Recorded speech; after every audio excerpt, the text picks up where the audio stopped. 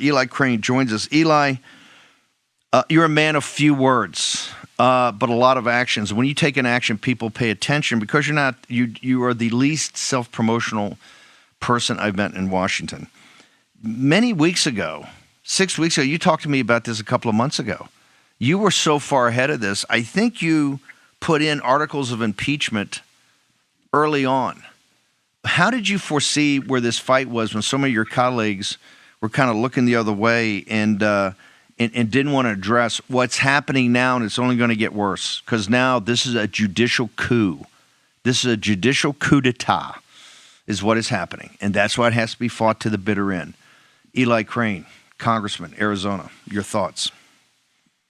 Well, thanks, Steve, for having me on. I am a sitting member of Congress, but never forget, I'm also a member of the War Room Posse, right? Steve, you've done a great job over the last years of beating into our heads how important action is. And so I ask myself each and every day, what can I be doing, with the position that God has put me in to try and help save this country and help President Trump actually carry out his agenda that the American people, voted him in with the electoral vote, the popular vote. And, so one of the things that we saw early on was the Democrats didn't control the House. They didn't control the Senate. They did not control the executive. And so what were they going to do? It was really easy to identify the play call. The play call was to use these radical left-wing judges to try and stop the Trump administration. And so we have Article 1 powers of impeachment. And so I said, hey, let's throw down. Let's send a shot across their bow. Let's put these judges on notice that they can be impeached if they overstep their authority and try and stop the president from exercising, his constitutional authorities. And so it was really simple, Steve. And I'm glad that other members of the House, like Andrew Clyde from Georgia, Ogles out of Tennessee, Brandon Gill, a freshman from Texas, they've all got on the same train and they've dropped articles of impeachment as well. And Steve, you've had some great guests on this week.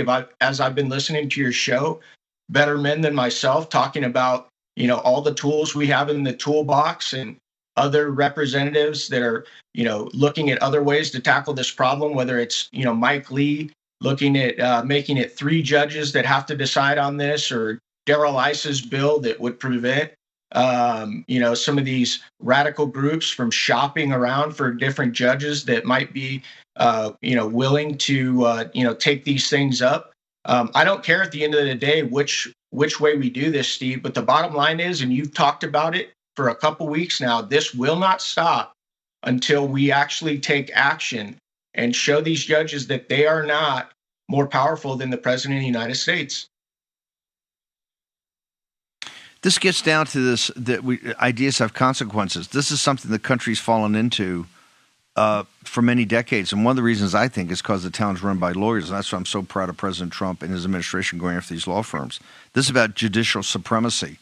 Do you believe, I realize you guys are back in your districts doing district work this week, but when you get back to D.C. next week, do you think your colleagues are as fired up, particularly some of the guys you named are some of the famous of the war room, but I noticed no leadership names. Do you think leadership understands what the base is talking about and what President Trump's talking about, and they want to see action?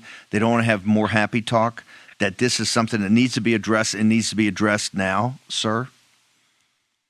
I wouldn't say that they're as fired up, but I definitely do know that they understand how big of a problem this is in enacting the agenda that President Trump promised the American people. I actually talked to Speaker Mike Johnson yesterday about, what his plan was. And he was, he definitely understood that this was a big problem. And he was talking with several individuals. Chip Roy, who's been on the show many times, was one of them. I know Chairman Jordan was one of them as well. And so I will tell you, Steve, one thing he did tell me was that, he knew that we didn't have the votes in the House at this point to carry out impeachment. He told me that there were several handfuls of people who already reached out to him saying that they wouldn't support these articles of impeachment. And so no happy talk, but that's where we stand. That there's several groups, or it's several bunches out there in the conference that do not support articles of impeachment as we stand today. Is that what you're saying? Yes, sir. That's exactly what I'm saying. What do you think needs to be done? The president's called for it. Do you think the president has to address this more with House leadership? Do you think he needs to make a more compelling case? Do you think the war room needs to do more work? I mean, as you sit there, and you probably know who the more reserved folks in the conference are, what would be your recommendation to nudge them along, either with information, with contact with the president, with the Mike Davis Article 3? What do you believe, Eli, will take to get people's attention on this? Well, Steve, we've got to turn up the heat.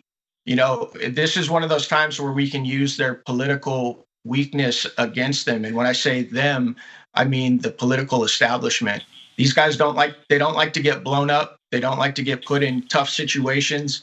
And so whether it's, Mike Davis at Article 3, the War Room, the War Room posse, and just the base that supported President Trump and gave him this historic victory, we have to turn up the heat on these individuals so that they understand we don't have a lot of time, Steve. You know that.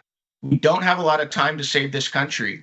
And you talk about it all the time. To delay is to deny. And that's exactly what they're trying to do. And if we're to carry out President Trump's agenda and save this country, and he's done an amazing job in the couple months that he's been in office, but if we don't support him, in the House and in the Senate, it's all going to be for nothing. And we're just basically putting a 4-year stay of execution over this country because we know the left isn't going away.